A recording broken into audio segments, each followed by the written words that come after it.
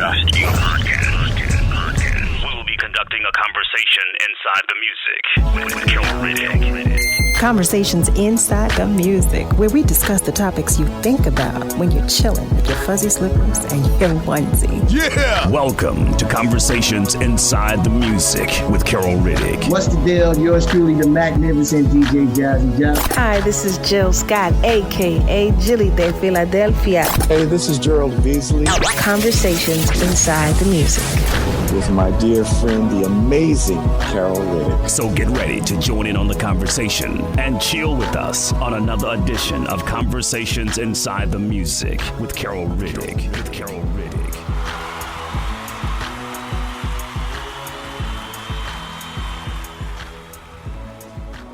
Well, hello and welcome to today's edition of Conversations Inside the Music. I'm your host, Carol Riddick.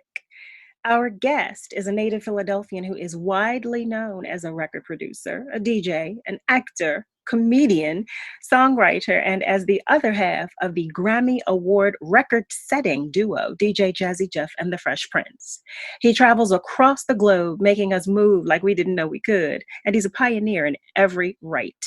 He even finds time to share some feel-good vibes on Saturdays when he live streams the Magnificent House Party on Twitch, IG Live, and Facebook. Family, welcome to today's conversation with none other than the Magnificent DJ Jazzy Jeff. Hey, Jeff.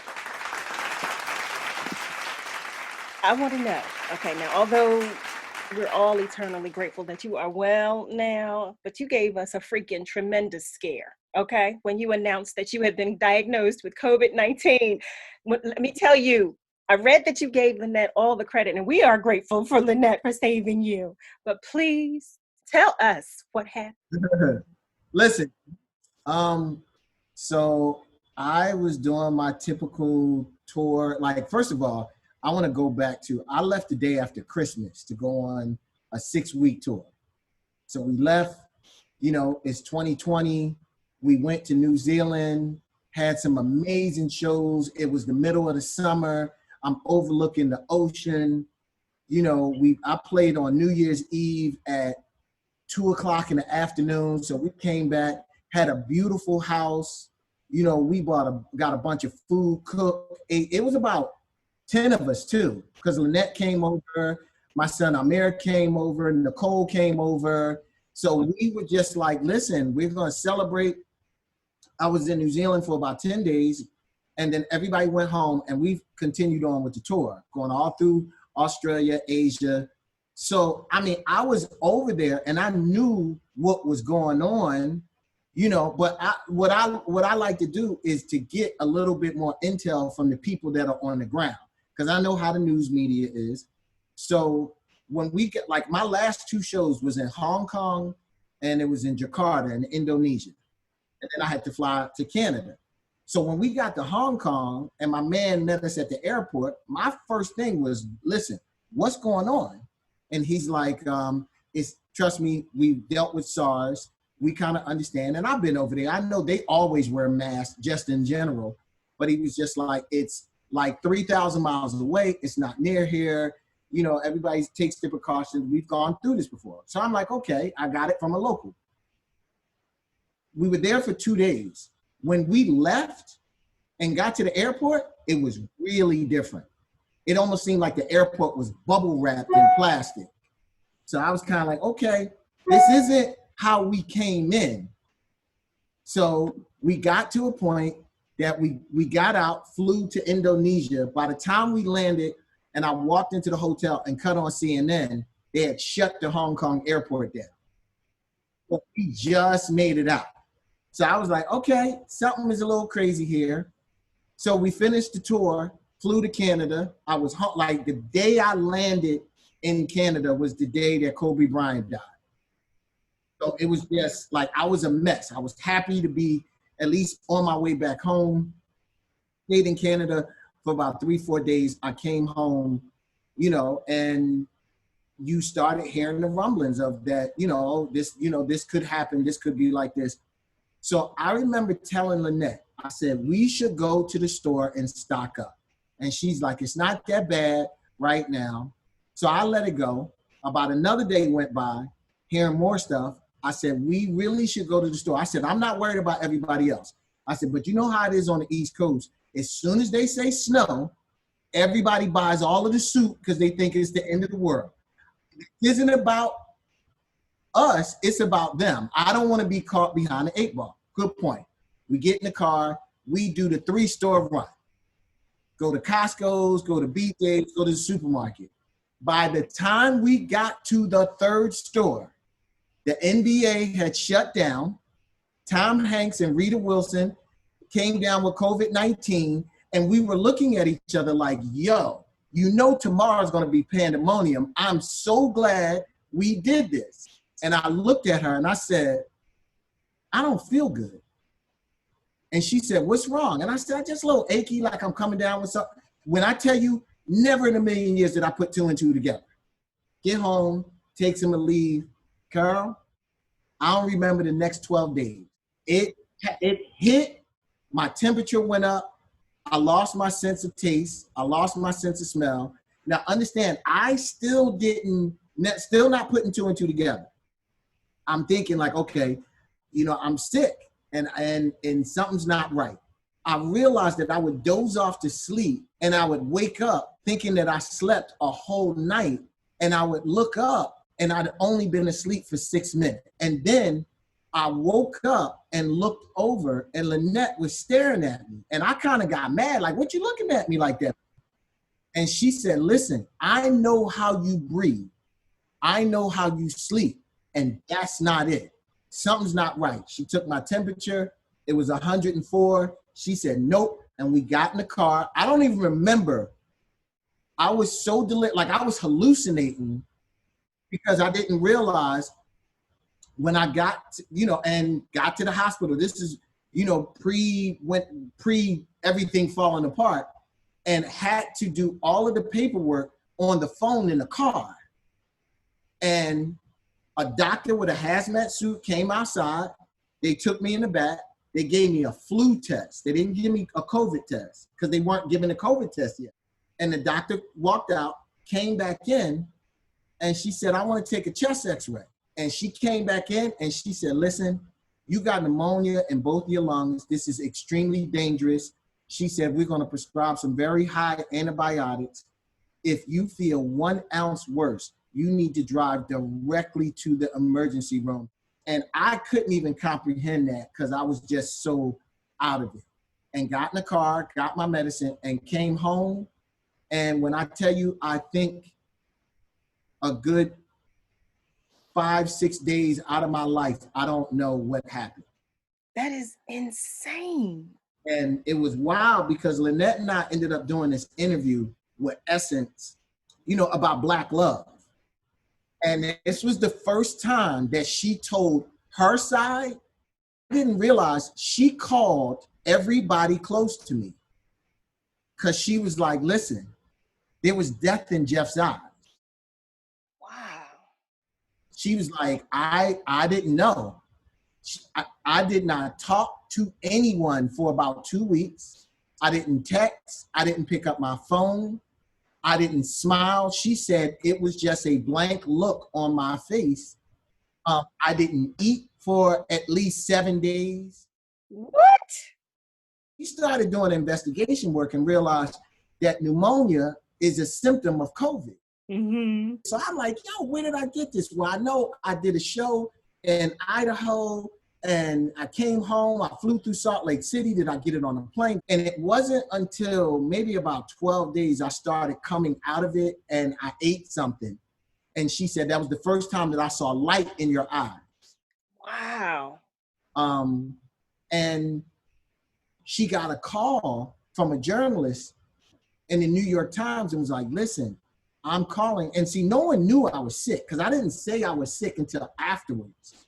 And she was like, I'm trying to find out if Jeff is okay because he did a show in Ketchum, Idaho, and it was a bunch of the Black Skiers Association there. And 60% of them came down with COVID. And a bunch of them died. A bunch of the people in the club that Jeff played at died. A bunch of people at the hotel he stayed at died, and I'm trying to find out if he's okay. He never knew I was sick. So that was how I found out where I got it. Oh my Lord. Because it became a really big thing that the town of Ketchum almost tried to blame the black skiers for the COVID. Yes. And they're like, no, we got that hit. Oh yeah. Listen, it's New York Times. It was all over the place that the mayor had to apologize to the black skiers. And it was crazy because I was talking to Charlie, you know, because a lot of people after the fact were just like, yo, explain to me what happened, you know, just like this.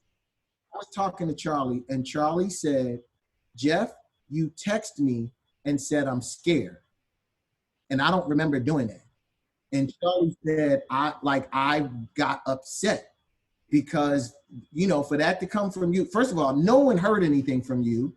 You know, your wife called me and told me that listen, he's really sick.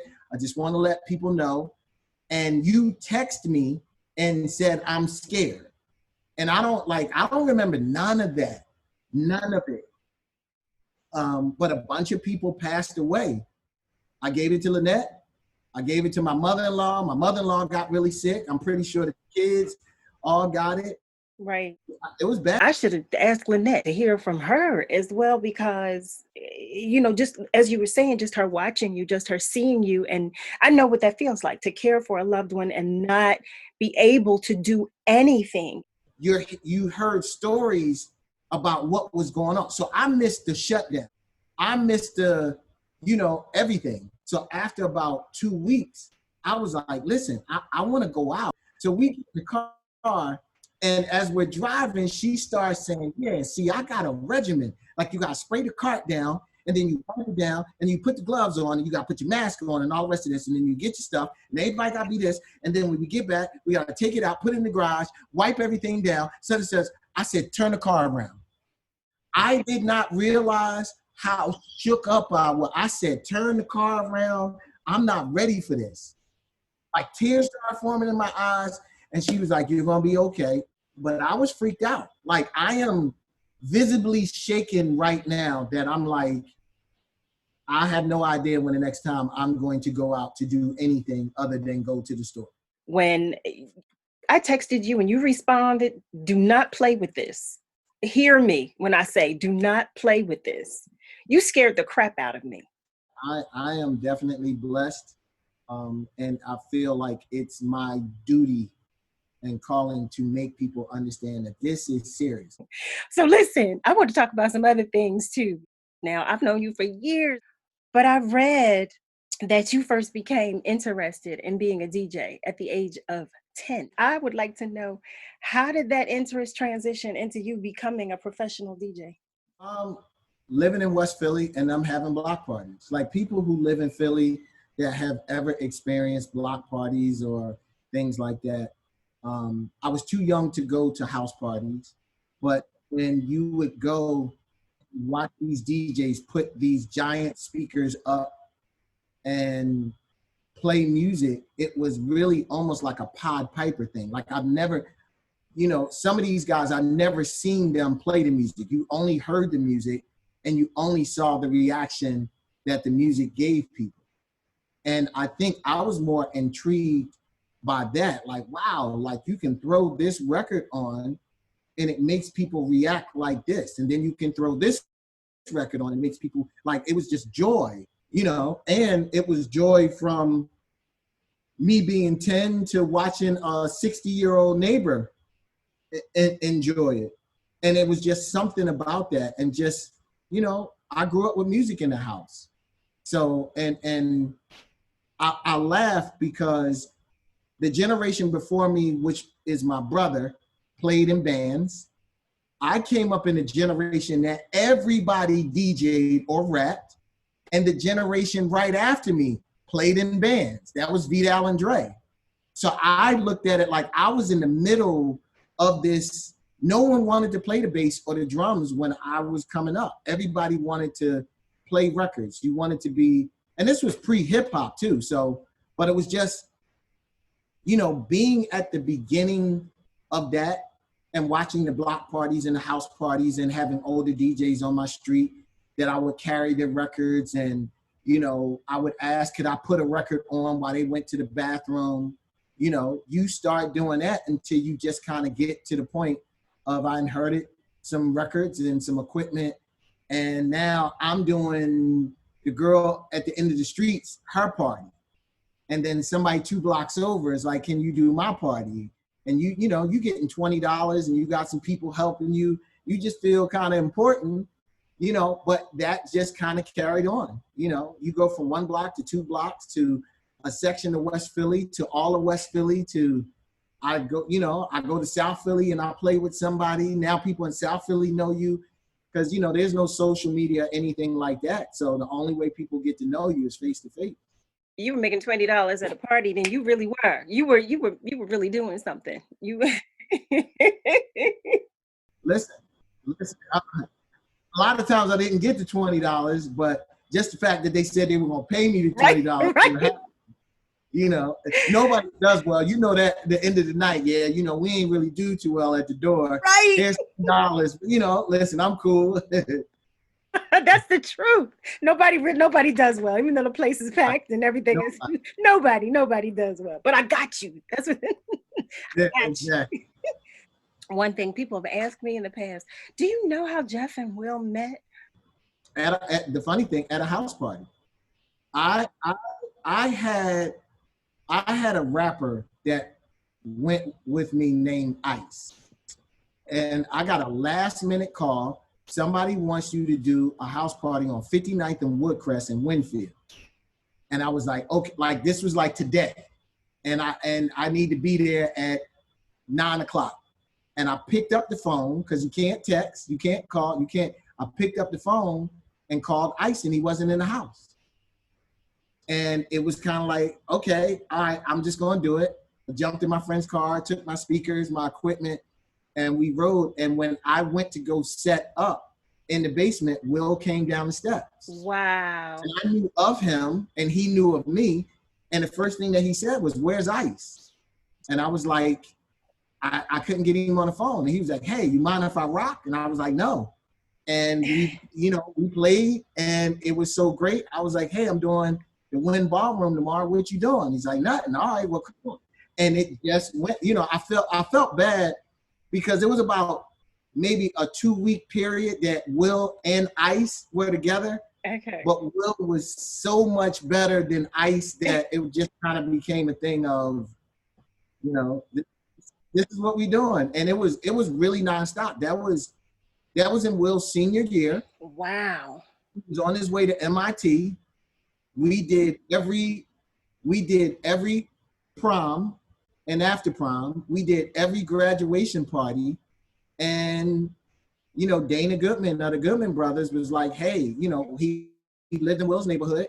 Will and I did a demo on a 4-track of Girls Ain't Nothing But Trouble. Will played it for Dana.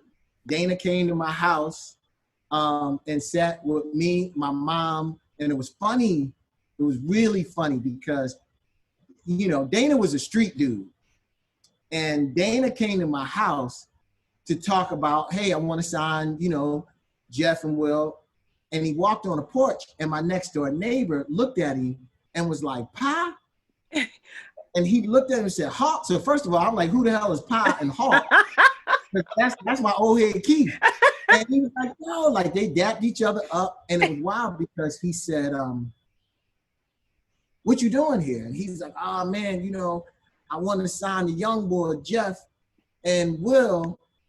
And my neighbor's facial expression changed. And he looked at him and he said, Pa, that's Jimmy Towns' little brother. Don't F with him. And he looked. And it was like, that was it. And, I didn't realize that they had history and he knew, because this was the generation before us. But, we did the record. I just did a record because I was kind of like, you know what? One day I'll be able to show my kids like, hey, I had a record. Right. Didn't think anything of it. And I'll never forget driving down 60th and Market Street and it came on WDAS. And you saw the people in the car in front of you dancing. And it was like, yo, this is cool. 2 weeks later, we were in London. And it was really one of those things that I'm in LA, and it's kind of like, because and quietly, 36 years later, I'm still waiting for the shoe to fall. Like, I'm still waiting, like, you know what? Like this, and it was thing after thing after thing. Like, yo, we in LA, we in such and such, we on Soul Train, we on, like, yo, now we got an album deal. Now we in the studio, we in London doing an album. And it's been nonstop ever since. Let me ask you this. If you could just sum up 3 people, or think of 3 people that have been the most influential to you, who would you say those 3 people are? Absolutely, Kenny Gamble's number 1. The crazy thing, Kenny Gamble may be number 1, 2, and 3. Kenny Gamble's mom grew up around the corner from us. Very early on, Kenny reached out to me, and I went and I sat down and we had a conversation and realized just how much we had in common. And he has been a big brother to me ever since. That some of the most profound advice that I've ever gotten, I've gotten from him. I called him one time, you know, really discouraged and upset. And I went and picked him up, and we came back to my house, and I just went on this rant of, you know, I don't really like the music business. It's not fair, you know, how the creative differences and this and just all of the stress. And it was funny because halfway through my rant, I looked at him, and the facial expression he had wasn't the one I wanted. I really wanted comfort and a hug, and he was scowling at me. And I was just like, okay. And he stopped me and said, you know what all of this is called? And I said, what? And he said, success. And then I looked at him, and he said, who the F told you success was going to be easy? And I never forgot that. That was the day that I was kind of like, I am no longer complaining for the sake of me. Like, I realized, like, yo, people who want to be successful never understand what it actually, success is a destination that you've never gone to. Mm-hmm. But yet and still, you tell yourself it's green and the skies are blue and it's this. And when you see what it is and you're discouraged, you actually don't have a right to be discouragaged at it. Mm-hmm. You can only be discouraged at yourself because you went down the path without knowing what was down there. But I have always gotten those lessons. I think one of the biggest joys I had was when I started orchestrating the whole playlist thing. And I went to visit him last year. And I hadn't seen him, you know, we usually have sit down once a year. I hadn't seen him for about 5 years. And I went to go see him, and we sat down, and I showed him the video of it and the joy in his eyes, because it was almost like I'm making my big brother proud because I'm trying to do something that I felt you did for me, for other people. And I said I wanted him to be the keynote. We always have a keynote the first day that we don't tell anybody. And he was so excited. And it like standing around when he walked in, like he walked in and, you know, walked through the pool where everybody was just kind of congregating, and to watch everybody's face when he walked was like Moses walked through. Like, cause like I said, no one knew. And it was just like, oh my God. And him sitting down, having conversations with everybody and the people that were in the room, and, you know, taking questions, and he starts his answer off. Well, when we did the Soul Train song, and everybody just, hold up, we got to stop right there. Don't go no farther. I need everybody just to kind of soak that in, that when we did the theme for Soul Train, it was just, you know, like he's always, you know, he was one of the first people to call, check up on me when I was sick. I have always had that kind of relationship. And I don't know if I can you know, like I got to give credit to my older brothers because they allowed me to use their stereo way before I was supposed to. Like it was almost more of a, I'm going to teach you how to handle a record. I'm going to teach you how to pull it out. I'm going to teach you how to handle this equipment. And them entrusting me, you know, I was 10 years old making tapes. Like I was oh man, like the cassette deck.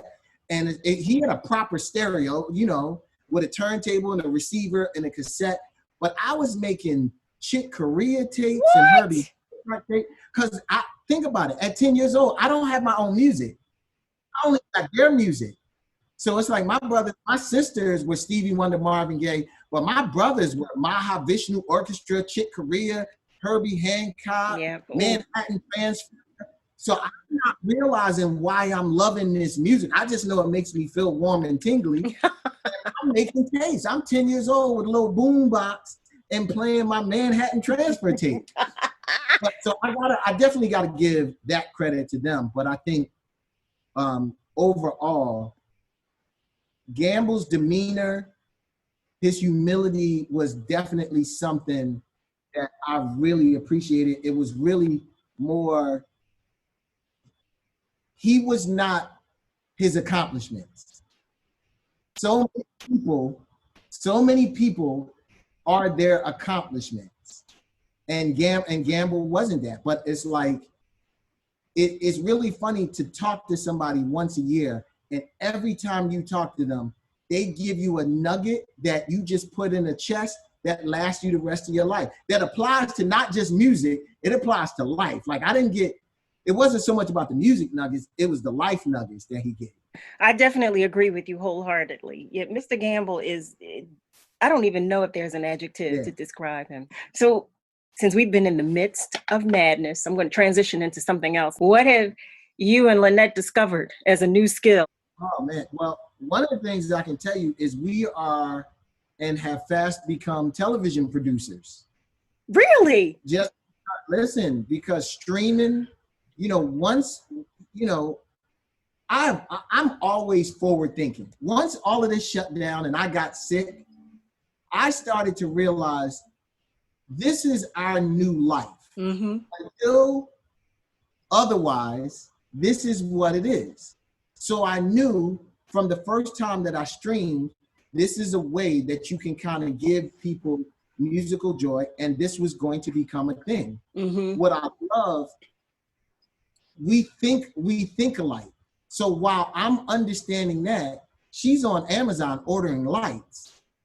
Like she's like, no, we need to light this up. You need to dress this up. You need to do this.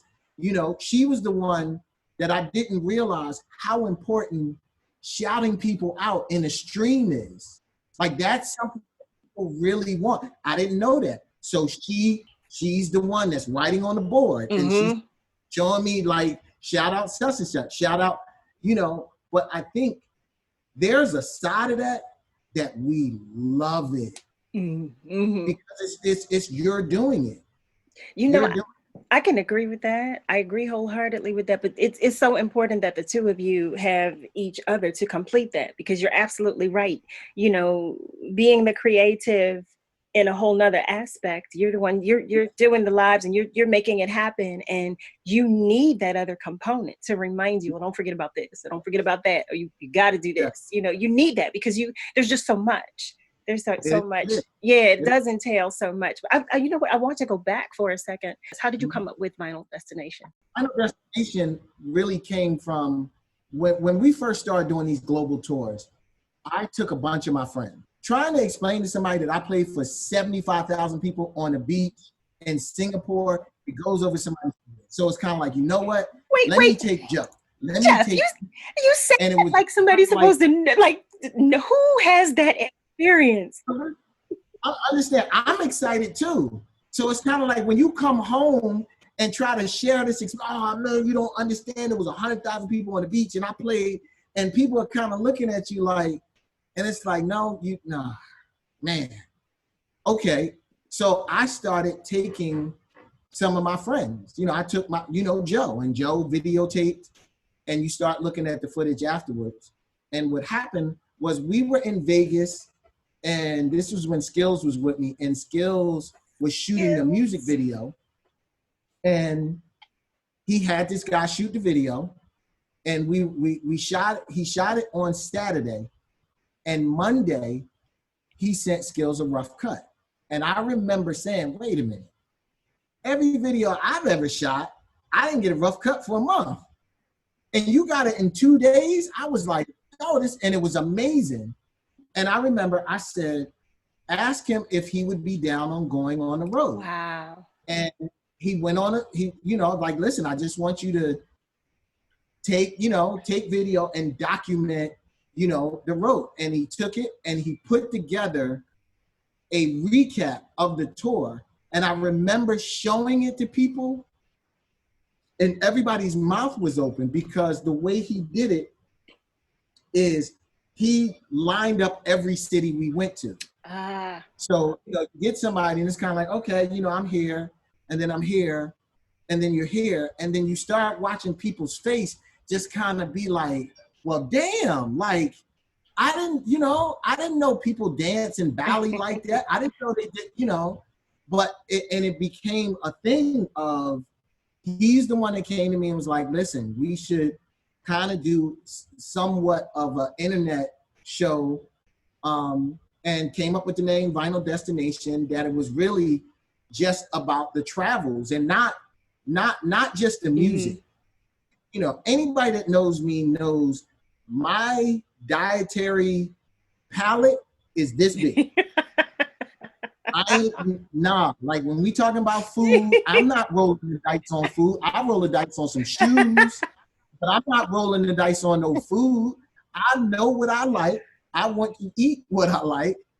So, but he was like, we need to show your food struggles around the globe, because there's some places that, like you put a shrimp on my plate and the shrimp got a head and he's looking at me and I'm like, wait a minute, man. What happened to Sid Booker's? I'm used to it. It was really about all of the aspects. It's kind of like, it was the travel channel because we're traveling to places. It was the fashion channel because you're buying clothes that you can't get in other places. Right. So it was MTV because it was really about the music, and we did it for, I think we did. Wait, this has been around since like 2013, right? Like something like that? Yeah, it's probably 7, 8 years. Yeah. That, it just became a thing, and you didn't realize it until you go to Belgium and walk in sound check, and the promoter's like, "Are we gonna be on Vinyl Destination?" That's so hot. The other honest part of that is that you were on the forefront. With that being said, and you've named like a few different people, but there's one question that I like to ask: is there someone on your radar of whom you feel we should be aware? Oh my God, it's almost too many people to name. I have to agree with you. There are so many people from which to choose. The rabbit hole is deep. It is. So I'm going to take it from you that you can't identify not one person. You can't even identify 10 people because there are so many people out here who are bringing all kinds of heat and fire. So I get that. We can all appreciate that. Okay, this is our last question because we can talk. There's so much to talk about. You mentioned briefly facing challenges in the industry and being able to share, with other creatives with whom you've worked. What are some of the challenges that you face, both personal and professional? What would you say have been the biggest challenges that you've faced and hopefully have overcome?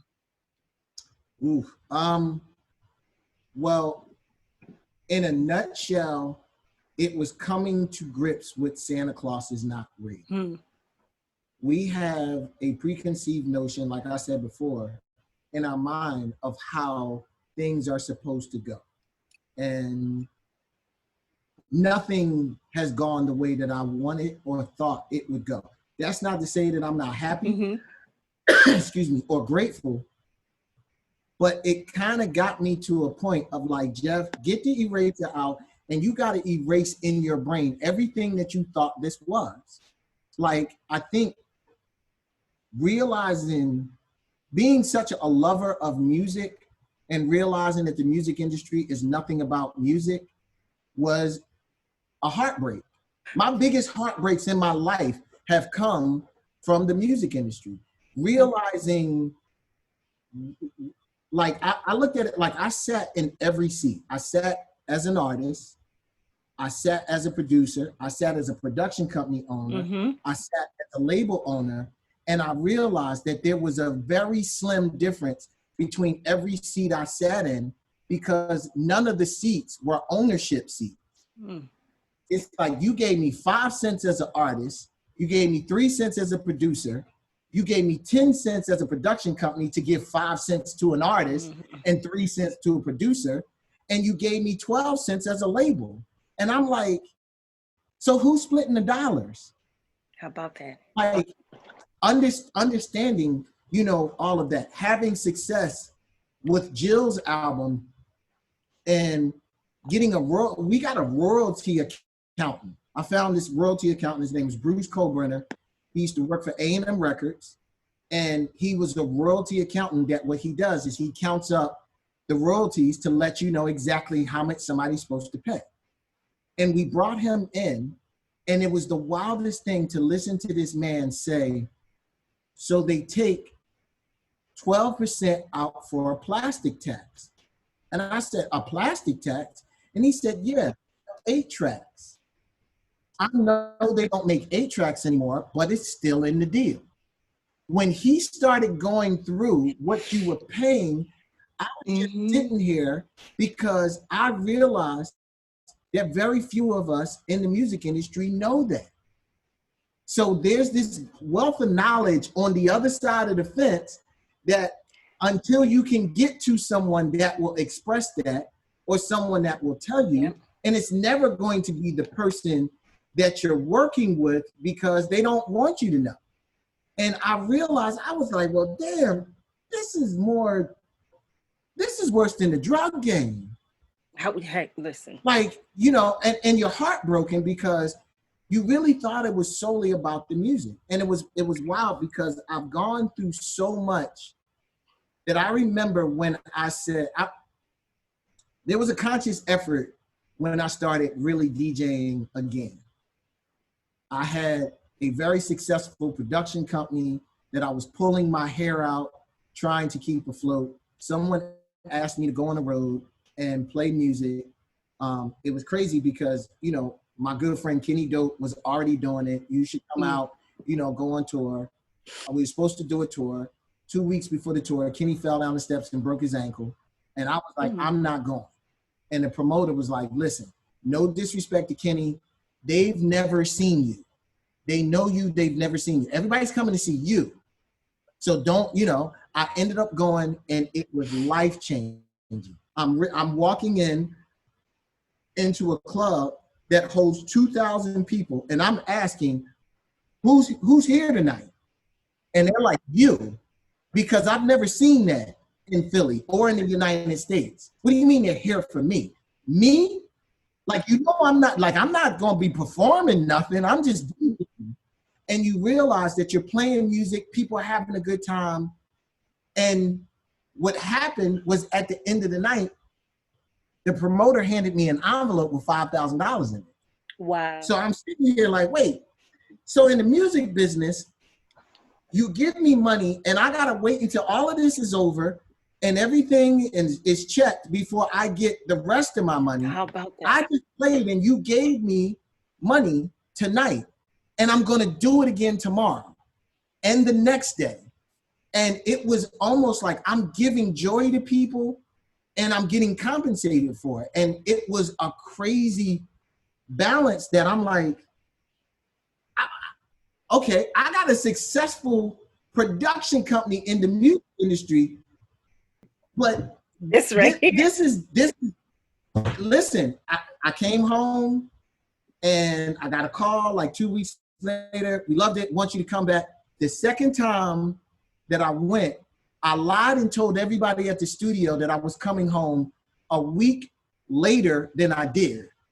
And I came home and I went to the mall and I went shopping.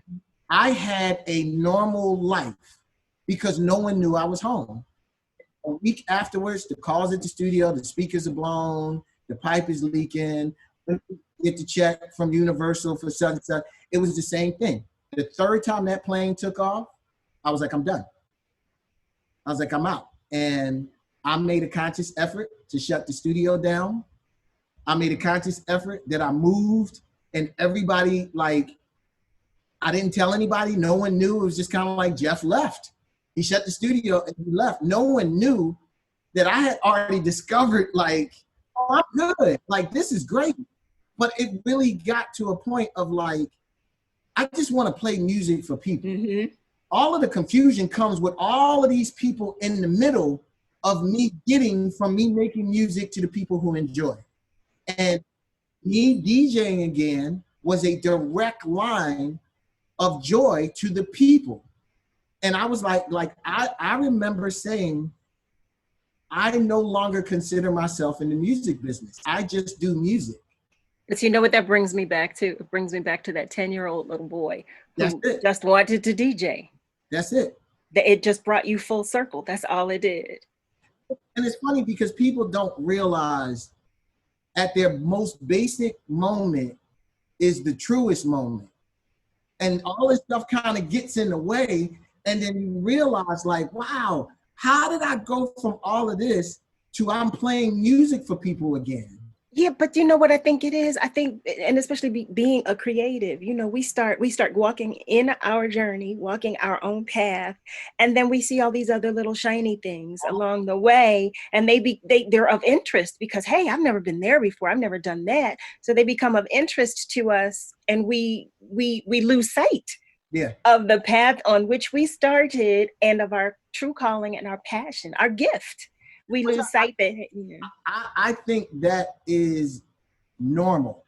Mm-hmm. Absolutely. Very important is that you find your way back home. Absolutely. We know where we came from. We know how we came up. Right. And you know, a lot of the stuff that you're seeing is stuff that will attract anybody. Like, oh yeah. You know, listen, I never made that kind of money before. I never had the opportunities that I had before. Yep, you go and you do it and you realize, this ain't the way. And I really just think it's important for you to find your way back. That is kind of like, you know what? I do this because I love it. Yeah. I do this. And it was funny because a very defining moment is I did an interview and a journalist said, name three moments in your career that gave you joy. And I was like, oh man, like I remember doing this block party or such and such. And I remember doing such, like I named 3 moments.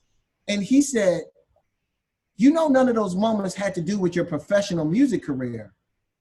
And I realized, I was like, wow, like, there was a period of time at A Touch of Jazz that I was depressed because I was sitting behind a desk. Like we got to a point that I had a desk. I should never have a desk. I should have a workstation. Right. I shouldn't have a desk. Right. That wasn't me. And I was sitting behind a desk watching someone else make music. And I'm like, you know what? Like, I feel like I'm going down this path. I'm going down this path of finance. I'm not going down this path of music. Mm-hmm, mm-hmm. But you get to a point that, you know, you got employees and you got artists, and I'm going home trying to figure out, I need to figure out how I'm getting out of this. Right. All you wanted to do was DJ, and now you're here. And it's not like I need to cut my losses and just go.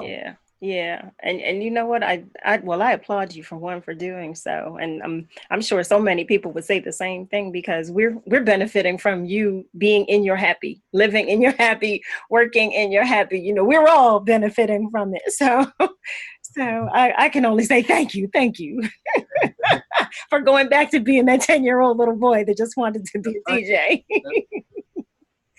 That is, I've never done. Well, you know what? I have to say thank you, just overall and period, because, you know, with regard to my own career, I started out with, you know, you and Will, and people always ask me, always ask me. And I say that, you know, between you, Will, and Charlie, you know, yes. Basically, you guys, you made me believe who I already knew I was, you know, but you made me come into it. just by believing in me yourselves, just by having that Yeah. just by believing in me, you know, maybe walk in it myself. You know, it's something about knowing who you are, but not really owning it. Yeah. We were all young too. We were really, really young. It wasn't time yet. I definitely agree with it not being time, but yeah, but thank you. And thank you for today. And please extend my gratitude to Lynette and tell her I said thank you. You know, next I'll have to get her and have some chit chats, you know, with her. Thank you. Well, family, that wraps up another edition of Conversations Inside the Music with yours truly, Carol Riddick.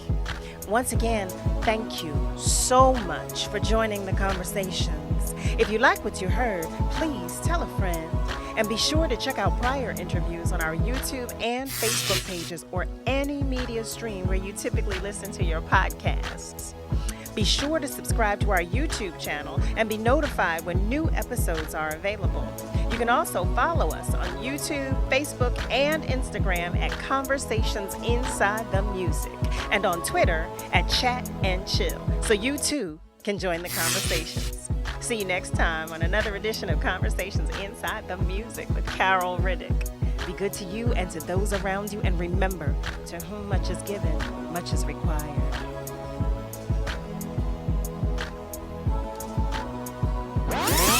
Conversations Inside the Music with Carol Riddick.